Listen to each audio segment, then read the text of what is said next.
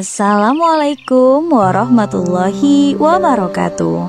Hai adik-adik, hari ini kita akan mendengarkan kisah dari Tanah Jawa yang sangat terkenal. Sebuah legenda tentang seorang putri cantik yang berubah menjadi seekor keong. Inilah kisah Keong Mas. Yuk kita mulai ceritanya. Pada zaman dahulu, di sebuah kerajaan yang makmur bernama Kerajaan Daha, hiduplah dua putri bersaudara, Putri Candrakirana, gadis yang berhati lembut, wajahnya cantik seperti rembulan dan dicintai rakyatnya. Sedangkan saudari tirinya bernama Putri Dewi Galuh, cantik juga, namun hatinya penuh iri dan dengki.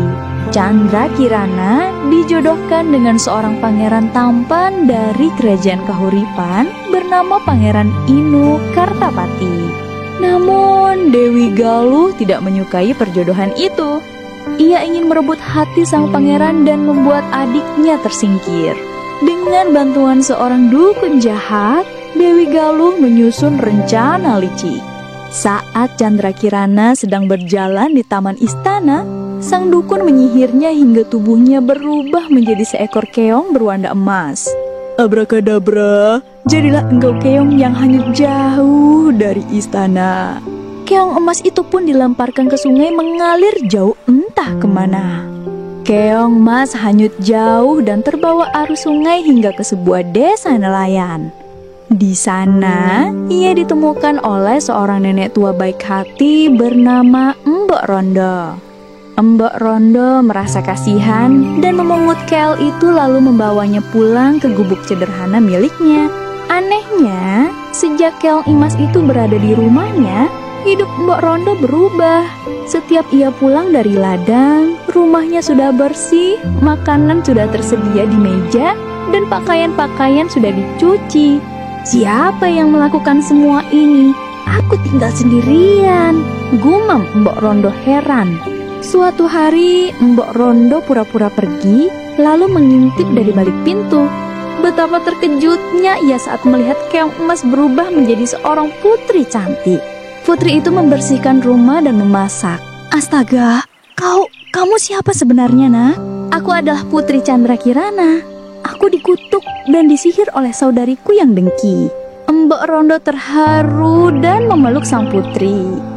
Sementara itu, Pangeran Inu Kartapati tak berhenti mencari tunangannya yang hilang secara misterius. Ia menjelajah hutan dan desa-desa, bertanya kemanapun ia pergi. Hingga suatu hari, ia singgah di desa tempat tinggal Mbok Rondo. Saat melihat Putri Candrakirana yang telah kembali ke wujud manusianya, sang pangeran mengenalinya. Itu Candrakirana, tunanganku yang hilang. Air mata halu pun mengalir.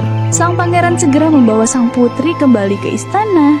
Di sana, semua kejahatan Dewi Galuh dan dukun jahat terbongkar. Mereka dihukum sesuai perbuatannya dan kerajaan kembali damai. Putri Candrakirana dan Pangeran Inu Kartapati pun menikah dalam pesta pernikahan yang megah.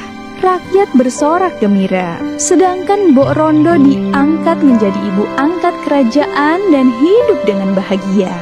Sejak saat itu, keong emas menjadi simbol bahwa kebaikan dan ketulusan hati akan selalu menang atas kejahatan. Itulah kisah keong emas yang melegenda. Dari kisah ini, kita belajar bahwa kesabaran dan kebaikan akan selalu membawa keajaiban. Sampai jumpa di dongeng berikutnya ya. Wassalamualaikum warahmatullahi wabarakatuh.